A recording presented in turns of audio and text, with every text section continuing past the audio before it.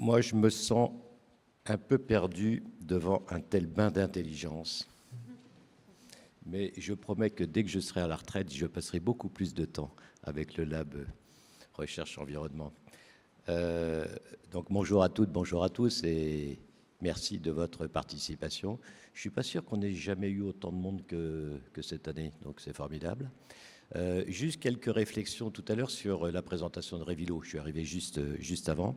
Ce qui m'a frappé, c'est deux choses. D'abord, on nous voit comme un très grand groupe capable de faire le lien préfabriqué, sous-marin, entre le Danemark et l'Allemagne pour quelques milliards d'euros, ou le Sud-Europe Atlantique entre Tours et Bordeaux en ligne à grande vitesse pour 6 milliards d'euros. La réalité, c'est que notre quotidien, c'est des milliers et des milliers d'affaires comme l'affaire du square OPEC, qui a été remarquablement décrit tout à l'heure. La deuxième, c'est que, toujours sur Révilo, en fait, la petite révolution, c'est au-delà de ce que nous faisons en répondant à des appels d'offres, c'est en permanence essayer de comprendre quelles sont à un instant donné les préoccupations des maires et des responsables politiques et d'être en politique d'offre par rapport à ces préoccupations. Et c'est toujours très astucieux de montrer à nos clients publics, au-delà de ce que nous leur faisons traditionnellement en matière de route en l'occurrence, de leur montrer que nous avons fait l'effort d'essayer de comprendre quelles sont leurs préoccupations et d'être capable d'apparaître comme apporteur de solutions par rapport à ces préoccupations. C'est toujours une stratégie gagnante d'être comme ça en politique d'offre. Sur la deuxième table ronde à laquelle il m'a été donné d'assister, ce qui m'a frappé, c'est que la préoccupation, enfin le calcul gain-avantage des pistes cyclables suppose d'avoir des gens qui, à tous les niveaux de l'État, ont une vision complète, c'est-à-dire que les gains santé peuvent éventuellement être réinjectés dans les capex d'investissement de ces pistes cyclables. C'est malheureusement pas encore tout à fait le cas parce qu'on a une organisation administrative qui est hyper segmentée. Ça progresse, hein, notamment à travers la structure évoquée par Christophe tout à l'heure, mais on est encore avec cette vision extrêmement segmentée qui en réalité rend plus difficile l'implication, enfin l'implémentation de raisonnement très très holistique comme celui que vous avez fait. Et puis quant à Christophe, je l'ai entendu à peu près 50 000 fois nous raconter ce qu'il a dit, c'est toujours aussi passionnant et c'est révélateur d'une chose, c'est que là encore, un grand nombre de gens n'ont pas totalement encore compris que l'autoroute, c'est d'abord une infrastructure et une infrastructure qui est incroyablement adaptable pour s'adapter aux nouvelles donnes, parce que je vous garantis qu'au moment où nous avons réalisé, par exemple, Cofiroute, puisque nous l'avons créé de toutes pièces depuis, je ne sais pas combien, 70 ans, ces préoccupations en matière d'environnement, en matière de transparence hydraulique, en matière de mobilité électrique, évidemment, tout ça était complètement en dehors de nos écrans radars. Voilà, moi je voudrais vous parler juste rapidement de l'association entre atténuation et adaptation au changement climatique. Ça paraît évident, en tout cas ça nous renforce dans cette conviction que nous devons toujours mieux articuler action immédiate et engagement de long terme. Il s'agit bien de nous mobiliser dès à présent pour répondre aux défis de l'adaptation. Et cela rend d'autant plus impérieux nos efforts de longue haleine pour réduire nos émissions. Et là encore, je rebondis sur ce qui a été dit, je ne sais plus par qui, sur les deux tables rondes précédentes. La difficulté dans notre pays, c'est souvent, je pense que c'est vrai dans la plupart des autres pays, c'est souvent que les décisions qui ont un gain assez évident dans un terme relativement rapproché sont infiniment plus faciles à prendre que les décisions qui impliquent d'être patient quant à l'émergence du gain, parce que on est tous fabriqués à peu près de la même manière, on a un peu du mal à se projeter sur le temps long.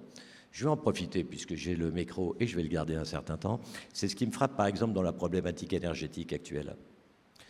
La réalité, c'est que nous avons besoin de produire beaucoup plus d'énergie électrique décarbonée que ce que nous faisons aujourd'hui, que les énergies renouvelables, malgré tous les efforts, n'y arriveront pas, que nous avons donc besoin de la seule technologie disponible aujourd'hui, dans 50 ans on verra, c'est de l'énergie nucléaire, et que ce n'est pas 6 ou 14 réacteurs nucléaires dont on a besoin, c'est sans doute au moins 20, parce qu'il va falloir doubler la production d'énergie électrique. Et encore aujourd'hui, quand je dis ça, dans les dîners en ville, on me prend pour un fou, parce qu'on me rétorque que, mais pas du tout, qu'est-ce que tu racontes comme bêtise? Aujourd'hui, nous avons 2 réacteurs nucléaires du parc existant qui ne tournent que pour fournir de l'électricité aux Allemands, qui, eux, sont toujours, comme vous le savez, empêtrés dans cette idée folle qui ne marchera pas, qui est qu'ils s'en sortiront avec des énergies purement renouvelables. Ça ne marchera pas. Donc les Allemands finiront par faire autre chose. Et ça veut dire quoi? Ça veut dire que beaucoup de gens ont du mal à se projeter au-delà du court terme, à essayer d'anticiper quelles peuvent être la manière dont se présentent les équations à l'horizon 2030, 2035, 2050. Et ça, c'est terrible. Et donc, on a un gros effort pédagogique, les uns et les autres, à faire, de façon à ce qu'on puisse changer de ligne d'horizon, parce que ces préoccupations de très long terme, que sont la réduction de nos émissions CO2, ou le redéveloppement de la biodiversité, ou les problématiques énergétiques, tout ça étant lié, ne peuvent s'inscrire que dans des réflexions de long terme. Et pour ça, il faut réhabituer tout le monde à réfléchir sur le long terme. Voilà. Et donc, associer atténuation et adaptation, c'est en fait mieux articuler action immédiate et engagement de long terme. Et nous avons le sentiment de pouvoir le vivre très concrètement dans l'exercice de nos métiers. Alors, dans nos activités de concession, Christophe en a parlé, c'est-à-dire qu'on a engagé la transformation carbone, émissions de carbone de nos autoroutes, mais c'est du très long terme, et Christophe a bien montré que même si on a le sentiment d'avoir plutôt fait du bon boulot, notamment pour déployer la mobilité électrique véhicules légers, en réalité, ce boulot, c'est rien par rapport au boulot qu'il va falloir faire, au CAPEX qu'il va falloir faire pour assumer la part des véhicules électriques qui vont très probablement, au-delà des soubresauts actuels, se développer dans les prochaines années. Donc on n'est qu'au début de ces CAPEX. Et évidemment, on ne peut pas faire ça tout seul, c'est économiquement complètement impossible. Même chose sur nos aéroports. Sur nos aéroports, on est dans des stratégies de diminution progressive de notre empreinte CO2, au point qu'on a un premier aéroport, ce n'est pas le plus gros de la bande, je vous le concède, puisque c'est l'aéroport de Toulon-Hyères, mais il est cher à mon cœur pour des raisons que je vous laisse imaginer, notamment l'été. L'aéroport de Toulon-Hyères est notre premier aéroport, on en a 72 en tout des aéroports, qui est neutre en carbone sur le scope 1 et 2. Alors, c'est pas la fin de l'histoire, parce qu'il y a le scope 3, on le sait bien, qui est beaucoup plus important, mais c'est déjà pas mal, c'est possible. Donc on fait tous ces gestes, simplement on est au début de l'histoire, mais on les fait de façon tout à fait déterminée. Mais, comme l'a très bien dit Christophe, il faut en même temps adapter nos infrastructures aux événements climatiques qui sont infiniment plus extrêmes que les prises en compte statistiques qui avaient présidé à l'élaboration des projets à l'origine. C'est l'exemple de l'autoroute qui a été inondée sur l'autoroute A9, mais on a un autre exemple dans les aéroports, c'est il y a quelques années, un typhon qui est venu complètement submerger notre plateforme aéroportuaire d'Osaka au Japon. C'est sur une île artificielle. Et on a eu pendant quelques jours l'aéroport complètement submergé. On a découvert d'ailleurs, puisqu'on venait de reprendre cette concession, on a découvert que toutes les installations électriques étaient mises en sous-sol. Donc je vous laisse imaginer ce qu'elles sont devenues. Et nous avons eu pendant quelques jours 8000 personnes, des passagers et du personnel de l'aéroport, qui étaient bloqués du fait de l'inondation et du fait que le cyclone avait envoyé un bateau sur le pont assez long qui permet de liaisonner cette plateforme avec le continent, le Japon, l'île, et que, évidemment, les gens étaient collés sur la plateforme. Voilà. C'est un scénario qui avait été peu anticipé parce que cet événement dans la baie d'Osaka, avec ce genre de hauteur de houle, était évidemment totalement en dehors des statistiques qui avaient présidé à l'élaboration de la plateforme. Voilà, ça arrive. Et donc, il faut, sur nos concessions autoroutières comme sur nos actifs aéroportuaires, non seulement décarboner, mais en même temps atténuer. Et atténuer, c'est aujourd'hui, puisque les événements climatiques, ils interviennent aujourd'hui. La bonne nouvelle, c'est que comme on est par ailleurs constructeur, on sait faire l'ingénierie et ensuite réaliser les investissements nécessaires à la fois pour la décarbonation et également pour l'atténuation. Dans les métiers de l'énergie, c'est absolument évident.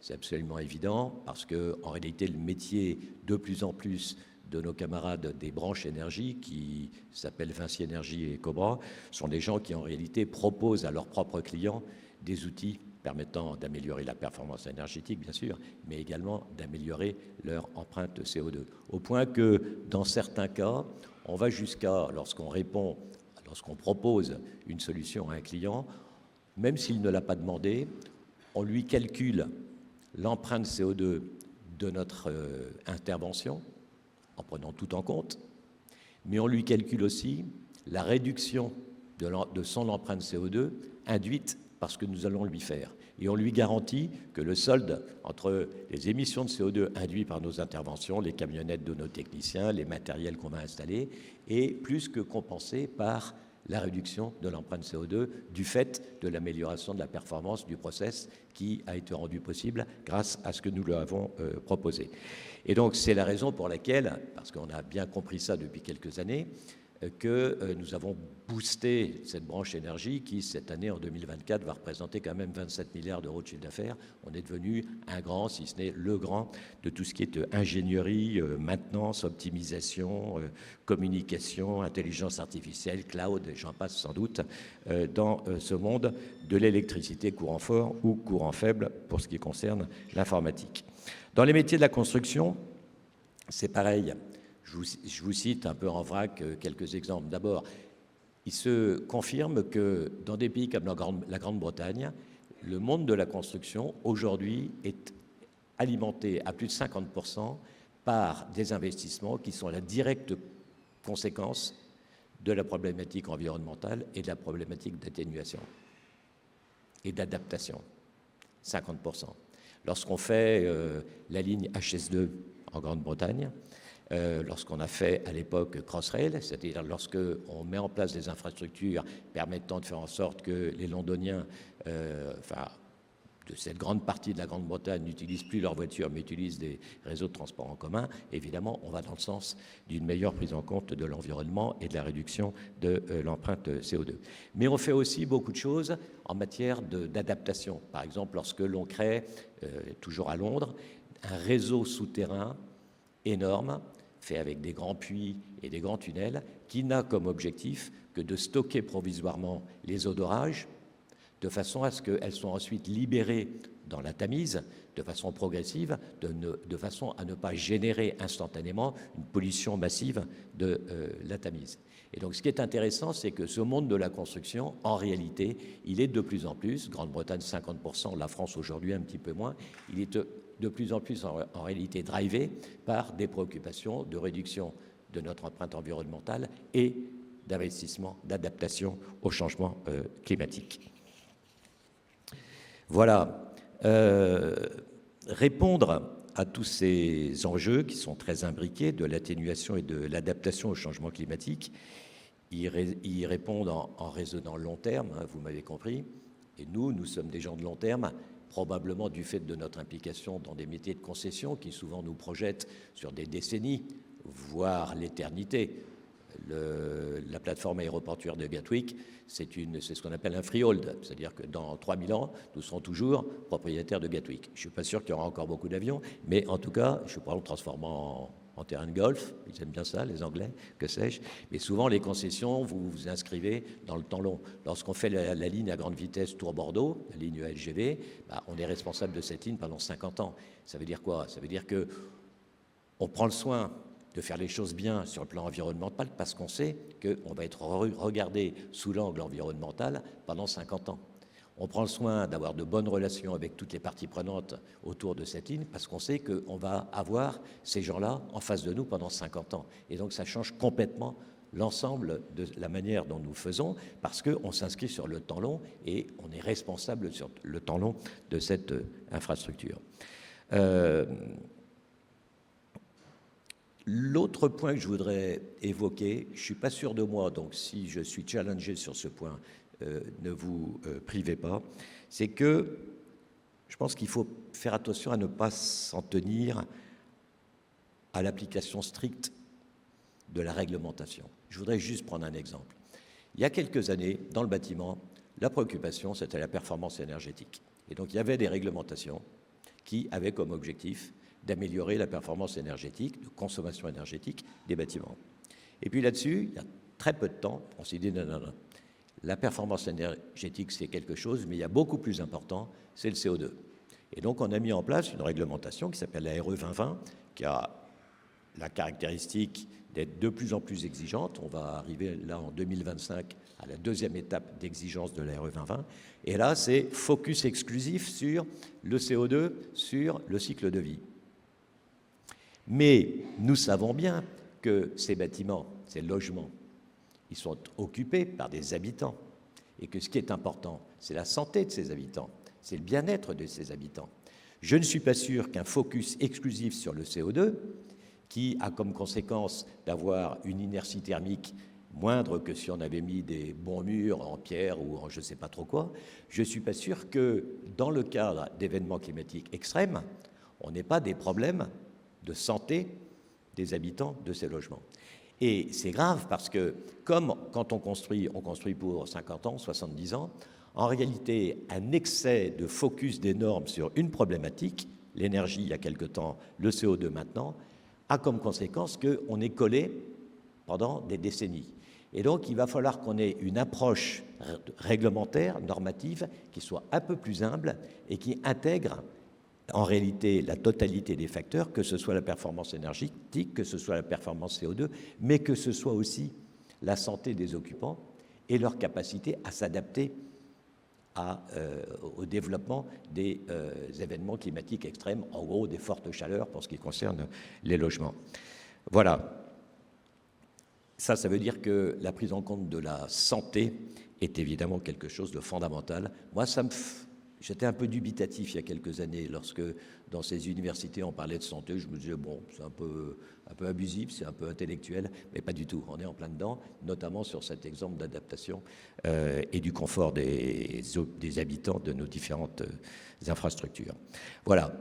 Alors, pour terminer, parce que je vais sinon vous lasser, sur le fond, entre le monde de la recherche et le monde, je vais dire, de l'action, de l'entrepreneur dans lequel nous sommes, je crois que nous partageons la même approche du temps long, qui est indispensable pour aborder ces questions qui sont éminemment complexes, de façon à aborder le problème de ces grandes transitions.